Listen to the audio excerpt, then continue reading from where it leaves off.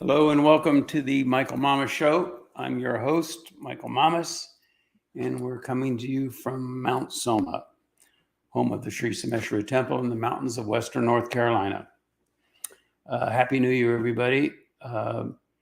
It's pretty traditional, I think, every New Year's is to at least wonder about what the upcoming year has in store for us. And every year I like to take a look at it. I've been pretty pleased with the accuracy of what we've said in that regard in past years, and so we'll see how it goes this year. But regardless of how, what is it that we're really looking at when we take predictions? We're looking at karma, cause and effect, the laws of cause and effect, and things have a momentum. And so to predict the future is really to kind of get a feel for the momentum, that the direction things are going. And it's just pure karmic, pure cause and effect. Now, there is a principle that I have mentioned before that involves a dirishta, dirishti sight, dirishta sight, dirishta. It's so deep within existence that you can't see it. That's why sometimes even the best jyotishis may not see something coming, because the underlying cause is so deep within existence that it, even though it is still karmic, it doesn't really show up within the Jyotish chart. Then at the same time, there's another factor which is called a purva. A purva means, they translate it different ways with different words, but sometimes they say no cause. The idea, though, is it's beyond karma. It's coming from a place beyond karma, the transcendental level, Chaitanya, that level that is true free will. A lot of times we think we're free, but really it's karmic. It's just the karma of our awareness. What's going on between our ears is really more karmic than free will, and it just feels free. It doesn't mean it is free. So there's a drishta and there's a purva, and those two things come into play as well. So really what we're doing is all we're doing, and this goes for, I'm not claiming I'm some kind of psychic or something, but even with great intuitives, whoever you want to talk about, they're usually just looking at the cause and effect, the waves of karma at the time. And those things are subject to change. But the way I see things is, even though there's going to be a lot of turbulence this upcoming year, a lot of conflict, the transition is happening in a positive direction. I think it's going to be a good year for the world, even though as we go through it, it could be difficult and challenging at times. And really, to say it in a nutshell, the world is waking up. It's interesting that the internet and social media and all that has been, to a great extent, viewed as sort of a negative thing, perhaps, with cover-ups and manipulation of people, and the whole thing with Elon Musk and a collusion between government and business, and government and social media. But the thing is, as that comes out, and this is what's going to be going on in 2023 in many arenas, as that sort of thing comes out, people are waking up. People aren't going to put up with it anymore. They're not going to have the wool pulled over their eyes the way it's been, not just in the recent past, but throughout history. Because what's going to happen is people, even the autocrats, they're going to realize that they can't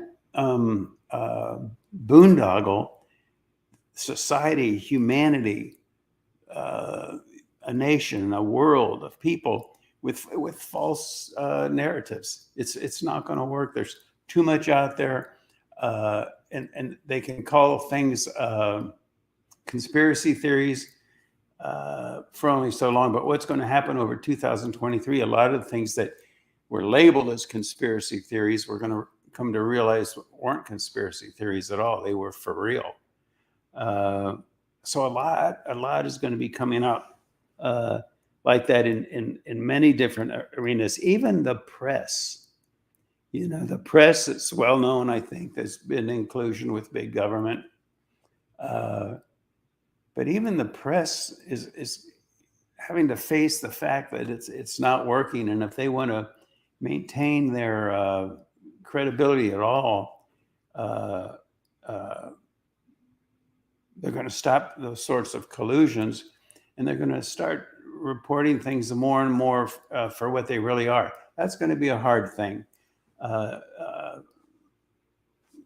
Who is it that said that nobody ever apologizes, So where the press did get things wrong, like, for example, I think now anybody who watches the news, we can use COVID as a great example, They're still trying to fight common sense and natural immunity and alternative cures and then the dangers with the vaccines and all. But nevertheless, it's coming out, and more things are going to come out, not just in the arena of COVID, but in all arenas. I was thinking at first when I was going to do this podcast is making a list of the different arenas.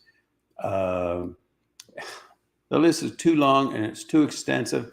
I decided to go to a more fundamental level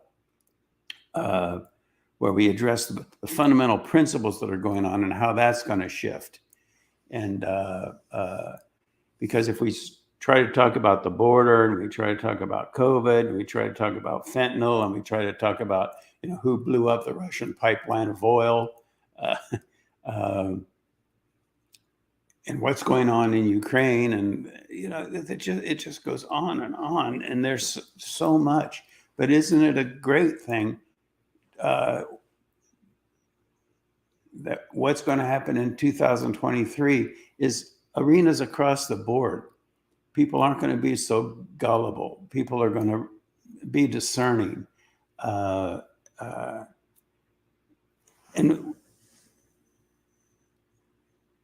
and we can see what's going to happen is it's like the ivory towers,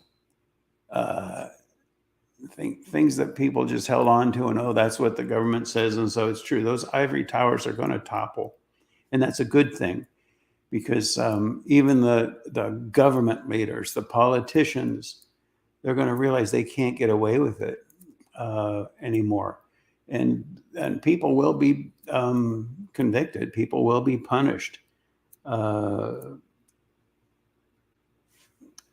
Sad, but it's going to happen.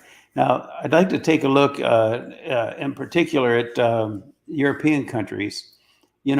Post-World War II, a lot of the European countries, Europe in general, has almost been like a vassal of the United States. It's been one big political conglomerate, and the whole woke movement and this and that. But if you and also this whole idea of open borders and multicultural nations, even Merkel of Germany, she said that she realized that multiculturalism doesn't work. We can have there's a nice phrase for it. I'm looking for it here. I wrote it down. Diverse society. We can have a diverse society, but nevertheless, there's a fundamental culture,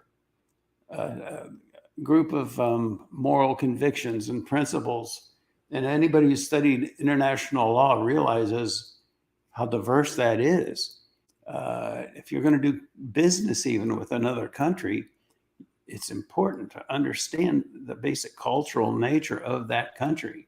If you're going to deal with Japan, if you're going to deal with England, if you're going to deal with any other country, getting a feeling for that, honoring that, respecting that is crucial. And there we're talking about we can have a diverse society, like we can have diverse cultures in different nations, but nevertheless we honor the basic cultural structure of each country. And that's to be contrasted with multiculturalism, where we're feeling, oh, okay, we can have a country, but we can have many different cultures, and there is no one culture. It doesn't work. Even Andrew Merkel says it doesn't work. And we're seeing that all over. And in fact, we've seen it to such a degree, and it's made such a mess of countries trying to create a multicultural nation that many of the European countries, have had it, and they're electing public officials as a result. Look at Italy. Giorgia Meloni, premier. She was elected premier, and she's very conservative in that regard. We want to be careful because, pendulums, it's interesting that if something's out of balance and the pendulum swings, it doesn't just go right back to balance. It goes too far the other way. And so we're going to see that sort of thing. Even in Germany recently, there was and this is just what I hear in the news. German listeners may be able to correct me or add to this if they want. michaelmamas.net, you can send a comment, and I would welcome that. But the whole rebellion, an attempted coup to take over the German government was put down. That was, from a little I know, extreme right. But nevertheless, the German country as a whole, we're talking about the grassroots, people in their homes, the real essence of Germany, the real essence of every nation. And that's something that people have in common in all nations. That grassroots, they have a moral value system there that is fundamentally healthy in so many ways. It can be swayed, it can be manipulated by autocrats, and it is, historically it is. But that's going to start to rise up in Germany. And I actually think Germany is as it starts to move in that direction more and more, is going to be a very powerful force to pull all of Europe out of the depths of its oblivion, if you will. Not by any political or any sort of gestures like that, but just as a model, if nothing else. France, incredible. France, Marine Le Pen got 42% of the presidential vote against Macron. And Le Pen is extremely, conservative, actually. And Le Pen is very sensitive to this thing that even Merkel is waking up to. Multiculturalism is one thing. Whereas, a diverse society is another, the diverse society being healthy, and I've talked about that in the past too, what a diverse society looks like. We can have people of different cultural backgrounds, but there has to be a fundamental cultural integrity of a nation that is honored. Within that dynamic, then, there will be people of different faiths that have different beliefs and different moral codes of their own, but nevertheless, they don't attempt to impose it upon a nation to the point where it starts to tear the nation apart. You see? So that's happening in Germany, France, Italy. We're going to see big changes over the next year. It's going to be a waking up. And I'll tell you another thing that's really going to wake up the nation, the world, and particularly like Europe, the United States, all over. The energy crisis, people are going to be freezing to death. Literally, sad to say, in parts of Europe and the United States. And it's going to be a big wake-up call. The absurd approaches that have been taken in governance is going to give way to a pragmatic approach. We have our idealized notions. Wouldn't it be wonderful if there's no money, kind of like in the Star Trek TV series, no need for money, and almost kind of like the John Lennon song, "Imagine This, Imagine That." Those are ivory tower ideals, but it's not pragmatic. in the world today, if for no other reason than the nature of humanity. You know, people, if you try to do that sort of thing, it just gets played. So all that is going to turn around, and people freezing to death in the winter is going to be one of many big wake-up calls to, hey, this is not working. We need to sober up, you know.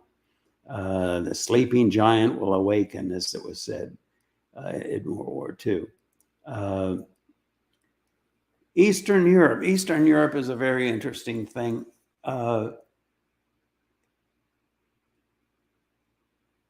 Eastern Europe historically has been an interface between two majorly different mentalities.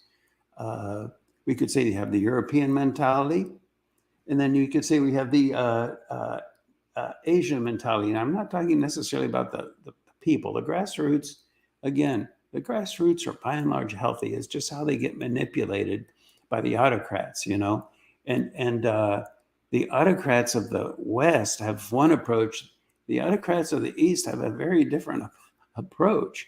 And what they're willing to even show overtly is very different from East and West. And when those two nations, those two arenas meet, and where do they meet? They meet in Eastern Europe historically. It creates unbelievable tensions. Why? Because the mentalities are different. And look at World War I. Where did it start? Eastern Europe. World War II. Where did it start? Eastern Europe. The huge conflict now that some people are even afraid of could lead to nuclear war. Where is that? Ukraine, Eastern Europe. The Ukraine-Russian conflict, even after it comes to a resolution or a negotiation, an agreement, it's not going to be okay.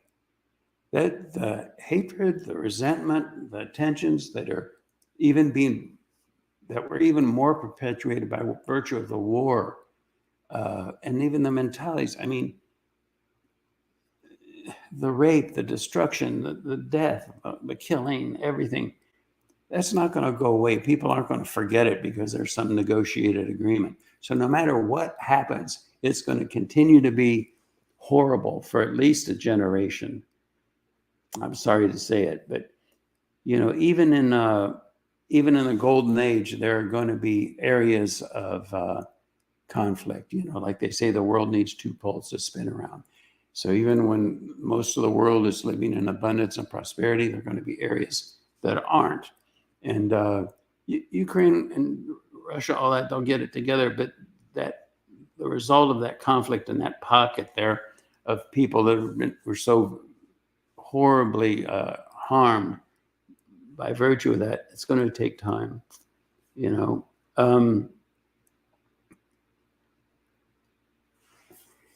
I don't think we can really talk about Ukraine unless we talk about something that really you don't hear the press admitting to very much, and that's the NGOs, the non-governmental organizations. And you kind of hear it alluded to because it's like, well, where's the accounting? The money that's being sent to Ukraine, where's it all going? We don't even know. And the non-governmental organization has been like a cap, really, on top of the Ukrainian government that is really the people behind the scenes running Ukraine. And there's the idea is, the belief is that they're skimming right off the top and they're making billions. When money goes to Ukraine, it doesn't go to the weapons that you can even document. Yeah, okay, the Ukrainians are getting those weapons. A lot of it is being skimmed. Those sorts of things, and that in particular, the world's going to start to become more and more aware of that. It's the NGOs that run a lot of countries. It's not the formal government of those countries. And they make a mess, and they're in it, you know, of, by, and for the money by and large, you know. George Soros made an interesting comment. I saw it on video. I mean, I saw him on the video saying it, so it's well documented. He said when he makes his business decisions, he pays no attention to use the morality of it or anything like that. It's all about just how can he make money? Frightening, really.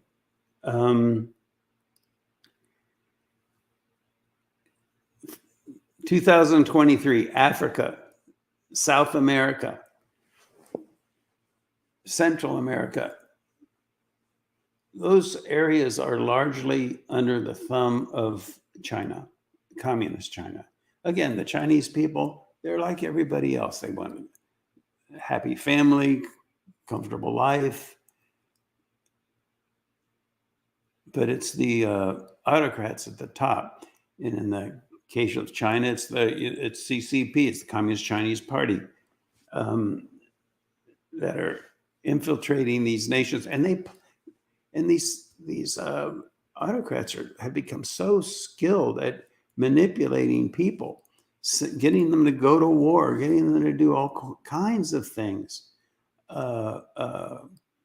thinking that they're serving their nation. There's a difference between patriotism and oblivion, you see, and we don't want to throw the baby out of the bathwater with that. Patriotism is a good thing. All the different. France is waking up to the importance of patriotism in their nation.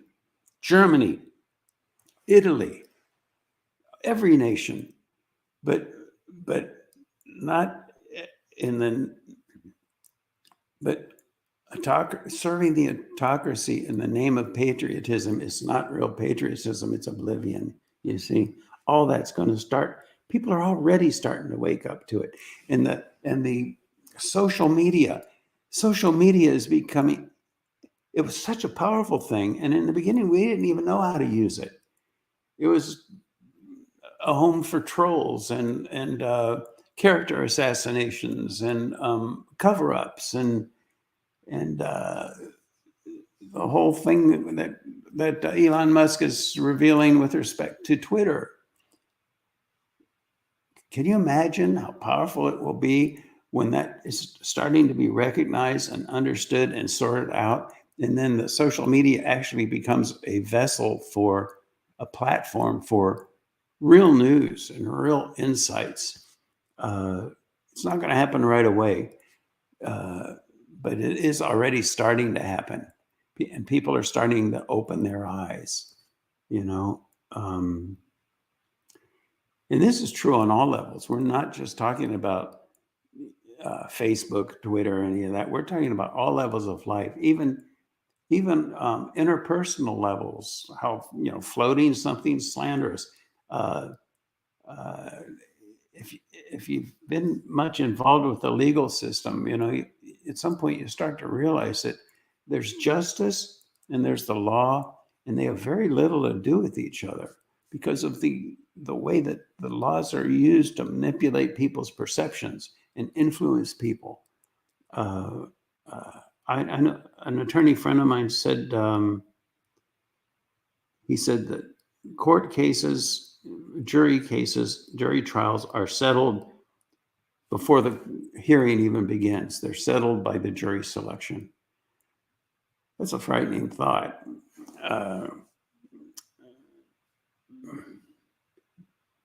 That has to start to improve. This whole idea with that they're agents of the government, of different governmental organizations that have like essentially unlimited power to destroy their political opponents, and without even naming the organizations in this country, those things exist in all countries, and they've become very powerful in different countries throughout history. I think the first example I think a lot of people jump to is Nazi Germany. You see, there's an interesting dynamic going on in Germany. There is that after World War II and what happened, a lot of German people, understandably so, are horrified at the idea that anything like that could happen again, to the point where it's difficult to move forward because there's almost like it's a raw nerve. It's almost reactionary to this idea of, when does patriotism become abuse of people? Where do you draw the line there? And that's a tough one, and it's one that is not healed. To my experience of the German people that I've known,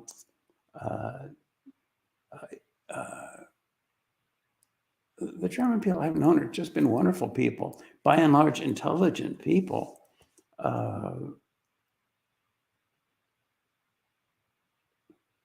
And they don't really wear that, fear on their sleeve or anything, but it is there. It is an undercurrent.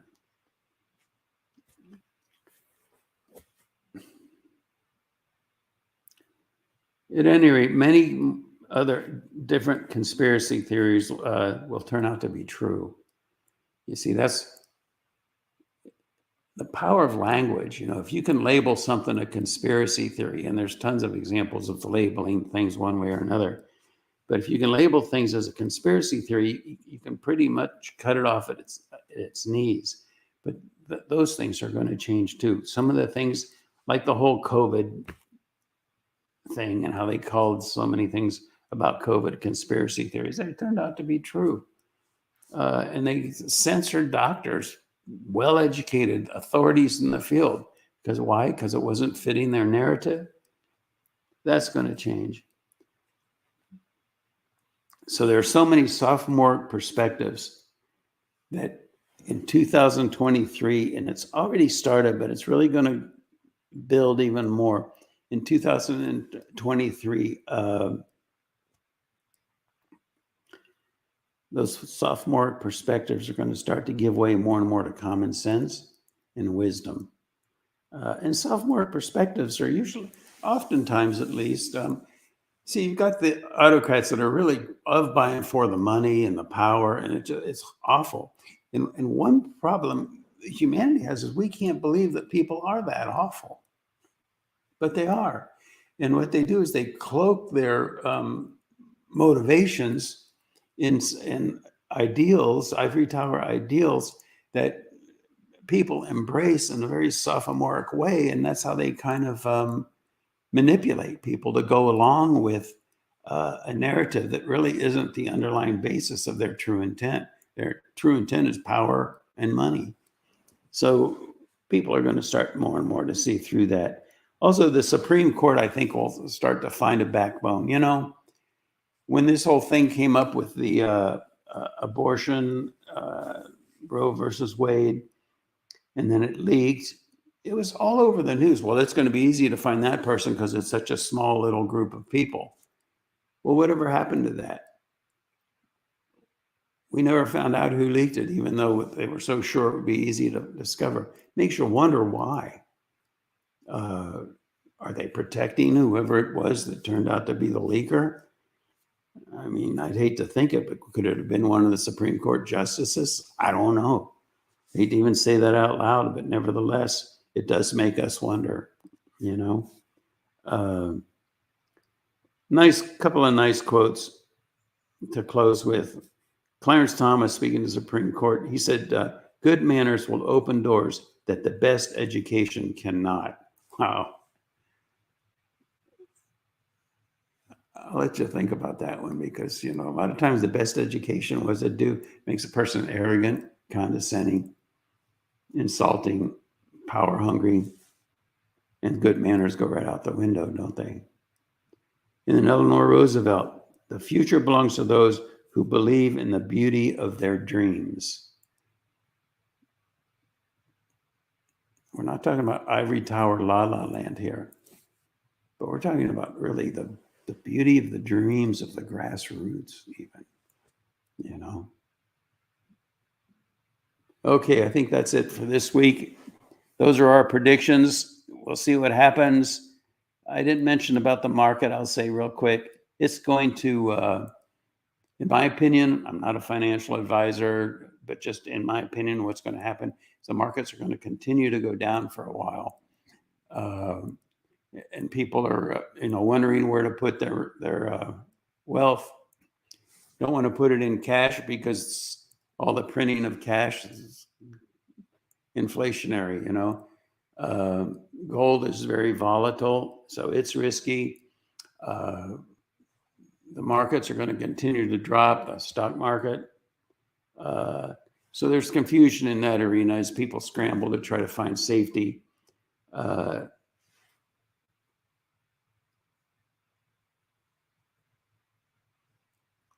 wouldn't be in the stock market right now, personally. But again, I'm not a financial advisor. That's just what I'm seeing. We could be in for some rocky roads in 2023. All right, everybody, thanks for listening. We'll see what happens over the next year. I think all in all, it's going to be a good year. It's going to be a transition. The transition is going to be tumultuous at times, but all in all, it's moving in the right direction.